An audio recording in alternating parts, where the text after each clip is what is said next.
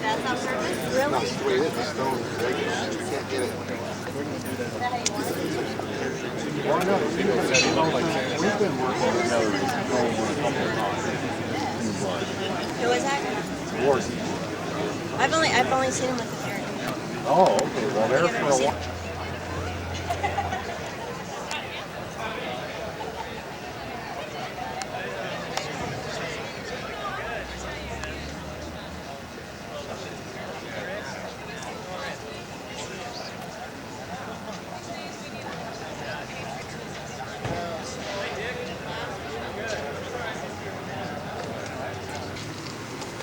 Kind of typical of Gordon, he put me in a headlock, called me a rookie, which over the years that's probably the kindest nickname he's made up for anybody new at the building. I was looking through Gordon's personal file last week trying to find Terry's phone number actually, and found a review I did in the early 90s where I took Gordon. I actually put this in writing. You are now officially off of double secret probation, and you're on single secret probation. He never quite made it off of single secret probation. Being friends with Brillo was a wild roller coaster type of experience. He'd go through more emotions in a week than I do in 10 years, other than maybe this last month. Everything's black and white with Gordon. He was either happy or mad. You're either his friend or his mortal enemy. He could change that day to day. Didn't matter. His hair was dark, then it was white. There was no gray with Gordon.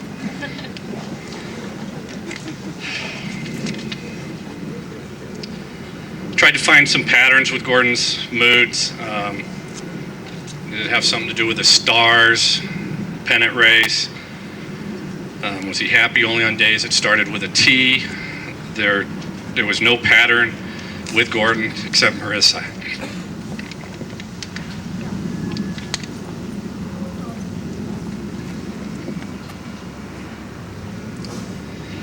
Marissa was one constant in Brillo's life. His office was a shrine to Marissa, except for the calendar on the back of the door, of course.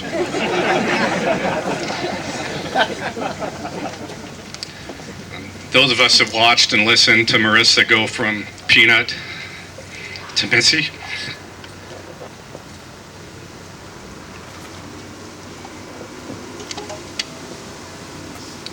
We all heard the stories over and over and over. We heard the stories about Marissa. Being friends with Gordon was a hard work, but for those of us who took the time, it's more than worth the effort. One last thing, USC 48, Arizona State 17, the estate owes me a six-pack.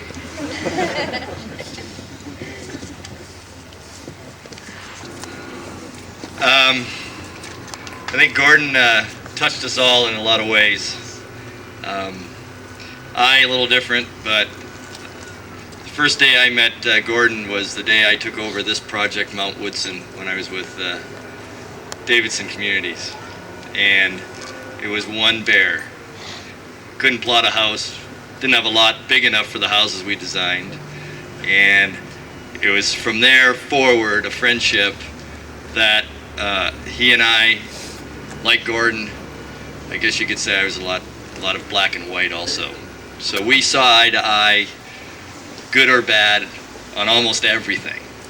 And I sucked him into my life and my family's life, and it was the best day of our lives.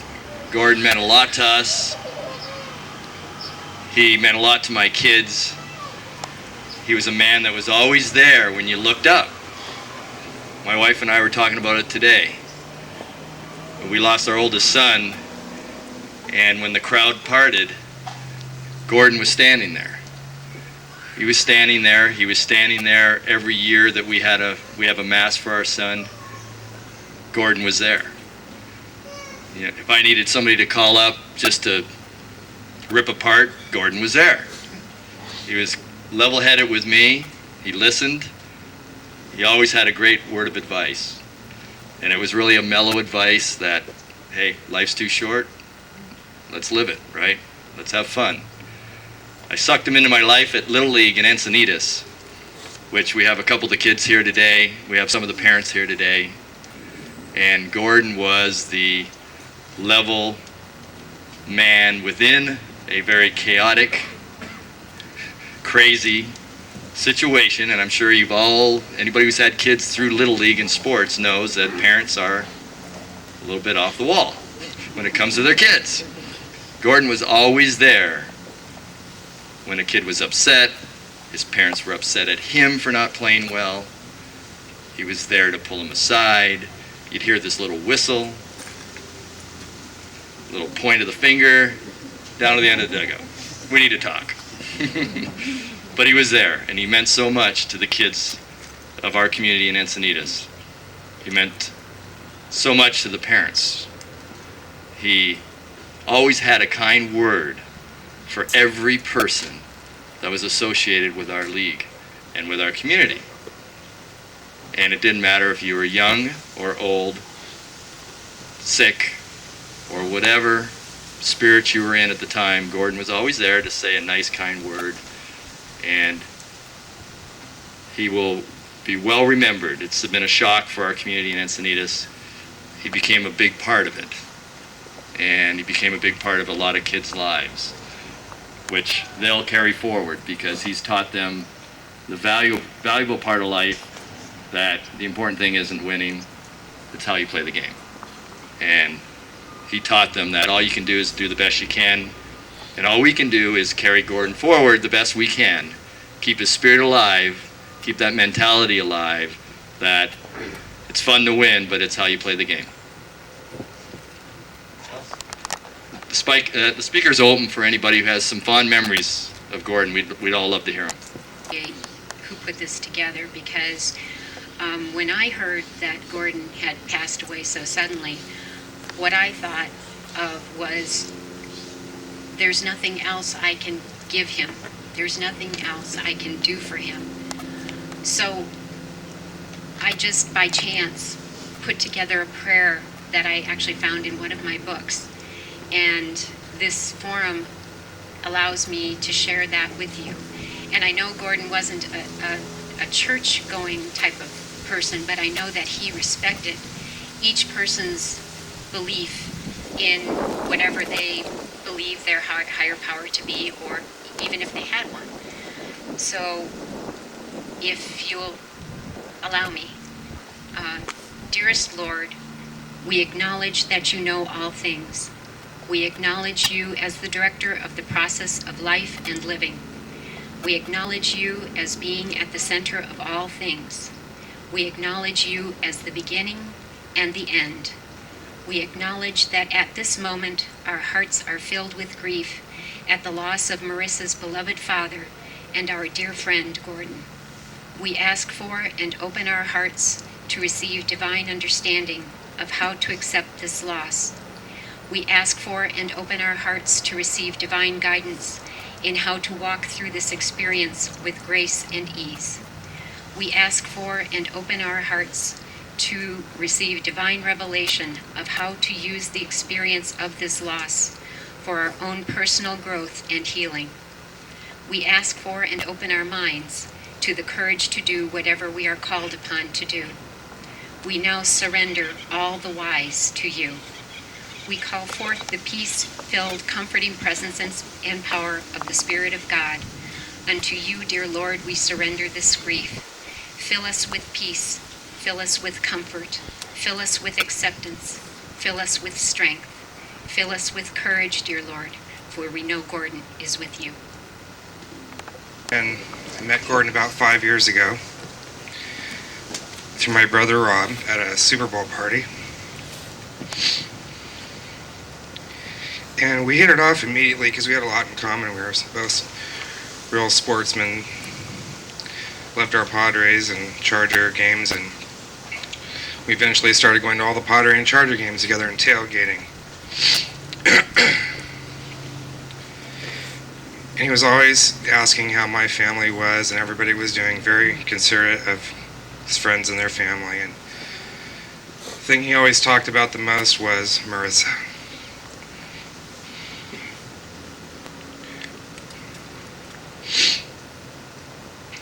The center of his world.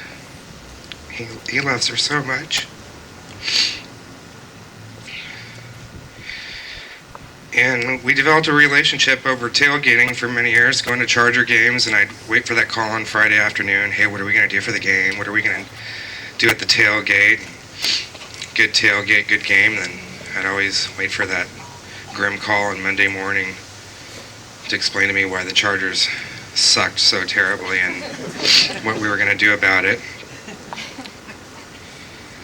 And on his birthday last year, we had a tailgate, and he goes, Brian, I want to have beers and brats. That's what I want for my birthday. So we had beers and brats, and we got him a cake.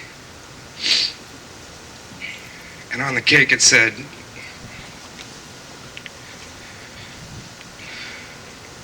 to Gordon, the ultimate sportsman's pal. And that's what he was, the ultimate sportsman's pal.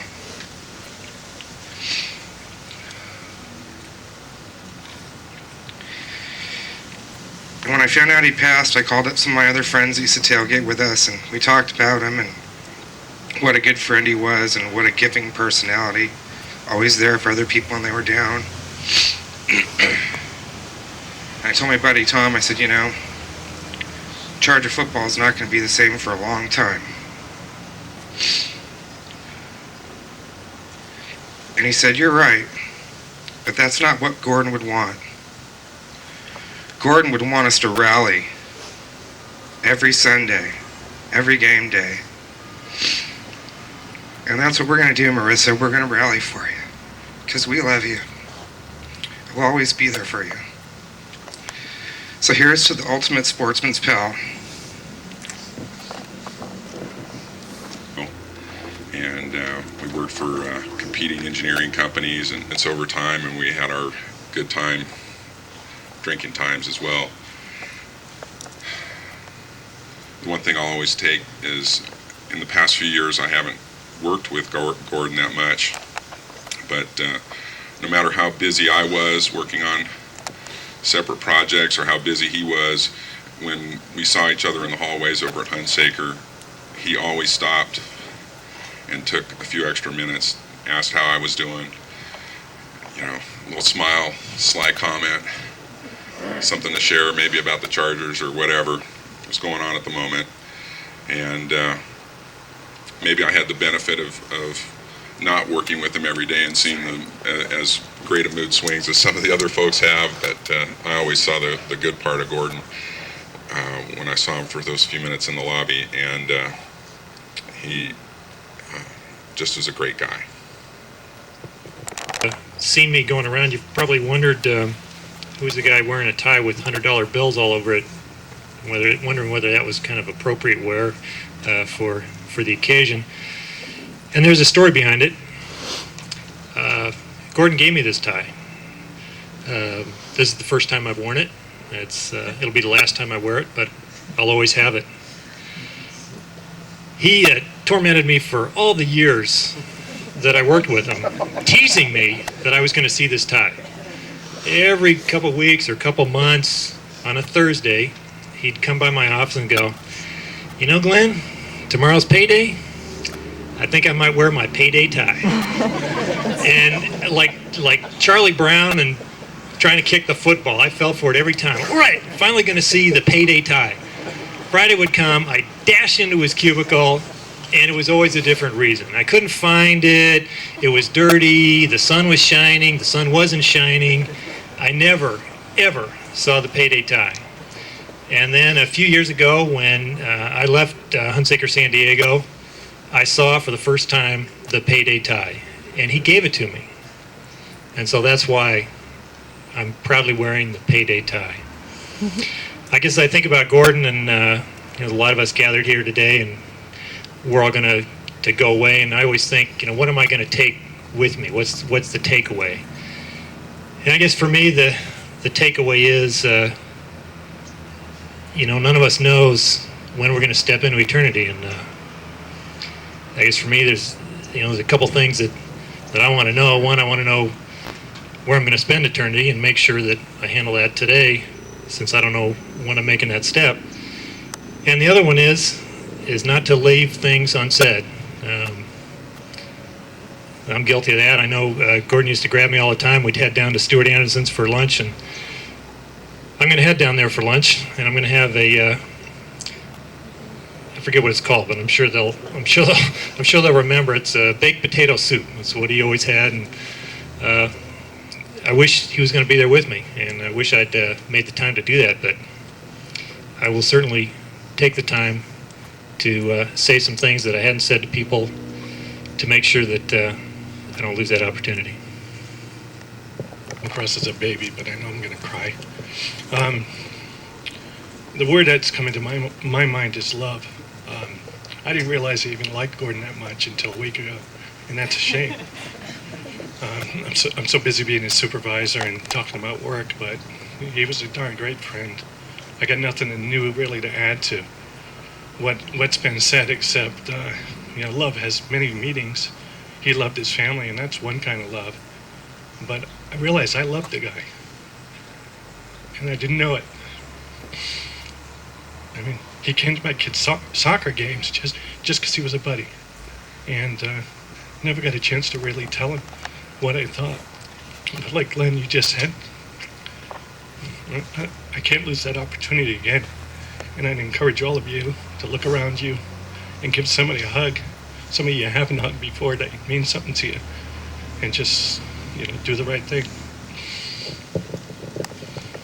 I didn't memorize it, so bear with me. To my dearest friend Gordon, remember fresh strawberries on the park bench in Del Mar watching the dolphins? Our lunch at Dante's, no elaboration necessary here. The fish market, always bringing back au gratin potatoes for Lee. Your place your bets phone call to me at Davidson from the Del Mar racetrack when Marissa was 8. My horse didn't come in that day either. I think you're still holding the marker for that win ticket. Off the record here, of course, the stripper I hired for your 12th anniversary at Hunsaker. Yes, the times, they are a-changin'. Late night phone calls in troubled times. My thanks for your solace. We will never forget your pride of and love for Marissa, every minute of every day for all her life. Your love of life, baseball, good food, and great wine. Your laugh. The countless good friends with whom you've shared your life. We should all be so blessed. Your spirit of generosity and great kindness, living on in those who have had the distinct honor and privilege of knowing you. I remain forever your friend, Charlie Brown. And until we meet again, love eternally less, aka the little red-haired girl.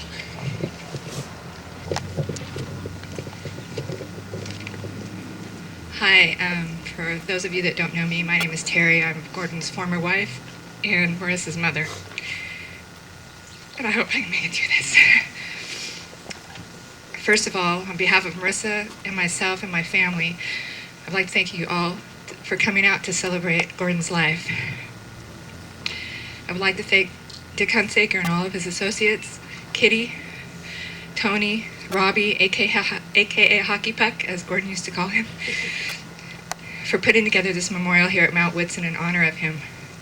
If he only knew Dick Hunsaker was throwing him a party, I can't begin to tell you how thrilled he would be. He always had the utmost love and respect for you, Mr. Hunsaker, and he was so excited about attending your dinner Monday night. He talked about it for months. He enjoyed working for you for so many years. I would also like to thank Michael Banks for all of his help this week. And I would like to thank my family for all of their love and support. They're always there for us, and I appreciate them so much. Well, most of you know Brillo from Hunsaker and Associates, but I thought I would share a few things that maybe you didn't know about him. I will try and be brief. Gordon's family wasn't able to be here today, but we will be holding a memorial for him in New York tomorrow night at Salem United Church of Christ, where he was confirmed. He is survived by his mother Lois, brother Fred, and 2 sisters, Karen and Doreen. Gordon was born in Rochester, New York. His mother wanted me to share with you that she used to take Gordon to a baseball game every week when he was very young, which is where he began his love for baseball. She said he was a really good boy and never gave her any trouble. Which I know that's probably hard to believe. And that he was very good in school. He used to play baseball at Kodak Park, and he also played ice hockey when he was in New York. Gordon left home at 18 to attend ASU to study architecture and play baseball. He was a catcher and was called by the draft to the Boston Red Sox farm team. Unfortunately, though, he developed a blood disease and had to have his spleen removed, which ended his baseball career before it even got started. He still remained a loyal fan of the Red Sox, though, and a fan of baseball. He went back home and worked for Sears and Brown Architects and for Jenkins, Wooster, and Starkey. He applied for firms in California and finally received an offer from the Stanley Morse engineering firm to come for work in California. This was about the time that I came into the picture. While working for Stan Morse and Teston, I worked for a mortgage insurance company in the same building. Gordon's drafting table sat against a window overlooking the parking lot, and it seemed that every time I came to the top of the stairs to go to my office, he was there getting a drink of water. After about a month of these coincidences and thinking that he was a pretty thirsty guy, I wondered if he would ever ask me out. Well, it took him a while, but he finally did ask me out to lunch. We were married about a year later on July 21st, 1979. We were married for 3 years before we decided to have a child, and on May 13th, 1982, Marissa was born. Well, circumstances happen as they do, and we divorced in 1984. We parted friends, though, and we made a pact that we would always remain friends, and even though we were not married anymore, we made a promise to work together to be the best parents we could be for Marissa, and that we will never say anything harmful against each other in front of Marissa or anyone else, and that we would always put Marissa first. Well, we succeeded and have remained the best of friends, and Marissa has only benefited from it. I feel so fortunate to have had Gordon in my life. He was a good man, a kind and generous man, and a great friend, and a wonderfully loving, supporting father. We talked all of the time, even if it wasn't about Marissa, we would just talk. He had quite a sense of humor, as you all know. Brillo was someone that would stand in a crowd and someone that could run into someone he knew everywhere he went around town. He made friends very easily because he was just a very fun-loving guy. Gordon loved life. He loved spending time with Marissa. He enjoyed teaching her about life and helping to plan her future. He enjoyed entertaining friends. He loved going to watch the Padres and the Chargers and watch the horses run in Del Mar. He loved walks along the beach, running 5Ks, great wine tasting in Napa. He was a fan of Arizona State and the Red Sox. He loved to play golf. Mount Woodson was one of his favorite places to play in Tahquitz and Palm Desert. I can see why he loved it here. It's just beautiful. He loved coaching baseball. He was so proud of all his boys and shared his book of thank yous and pictures from the team with Marissa and I, which is inside here.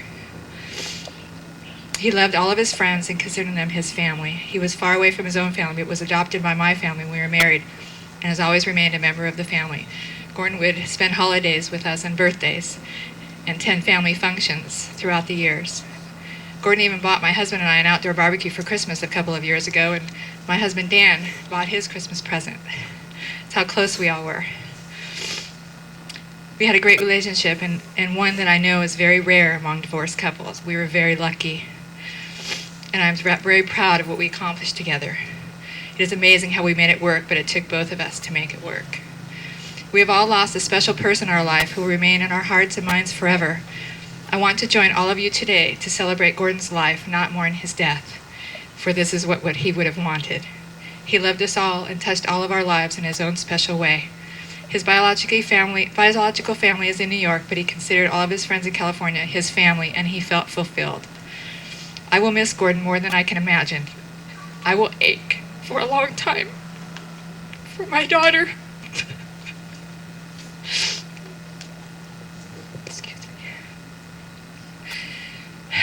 Because I know how much she will miss him and how much he will be missing in her life. I'm angry because he was taken from us so soon, but I'm sure he is angry too. He had a lot of unfinished business and many more years ahead, but now he will be an angel watching over all of us. In closing, I would like to read you something from the little from the little prince that is close to my heart that I hope you will remember when you think of Brillo. In one of the stars I shall be living, in one of them I shall be laughing, and so it would be as if all of the stars were laughing when you look at the sky at night. Thank you.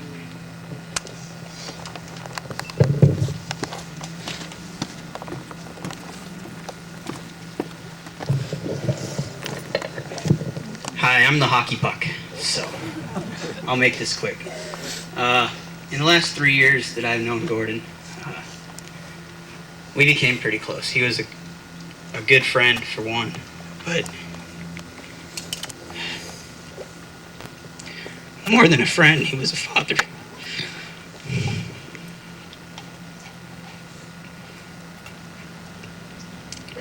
We'd always go out and play golf together with her entire family. And I can't tell you how much I'm going to miss him. I do have to say, and I know it'll make him mad, but my Trojans kicked the crap out of Arizona State. And my Broncos are going to kick the crap out of the Chargers this weekend. And thank you for the tickets, by the way. But of all the things that Gordon and I shared, his daughter meant the most to both of us. And I just want to let all you know that I'm going to take good care of her.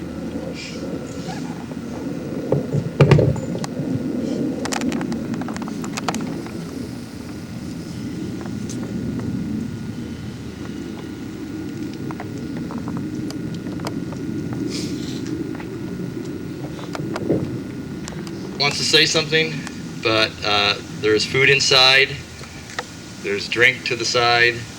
Let's enjoy Gordon's life, and let's socialize one last time. Thank you.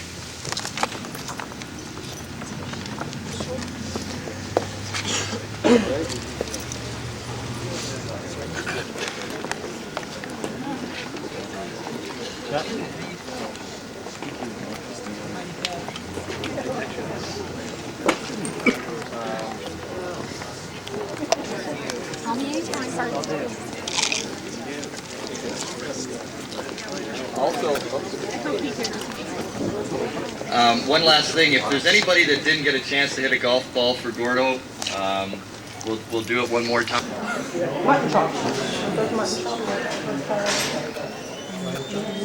Hey, that was striking back then. It's like not all guys could grow hair all the way down and get your sideburns and your beard to connect. If you were that young and could get it all the way down there, that was something.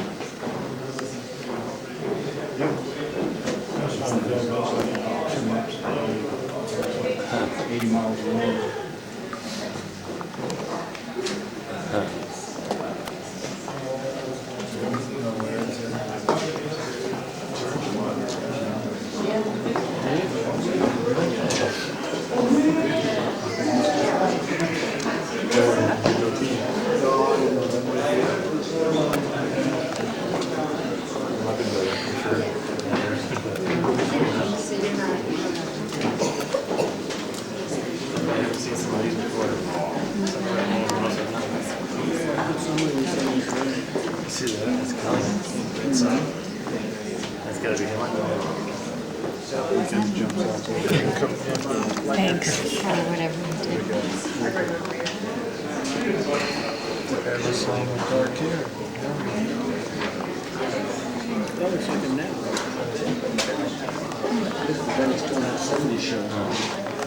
Oh, yeah, really? Yeah. That's how it was. Absolutely.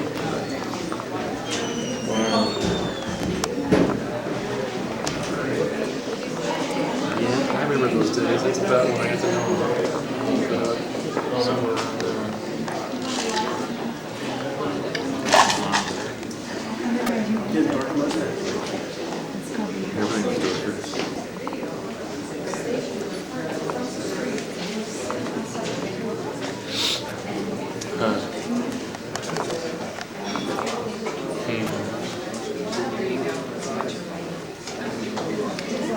are the pictures.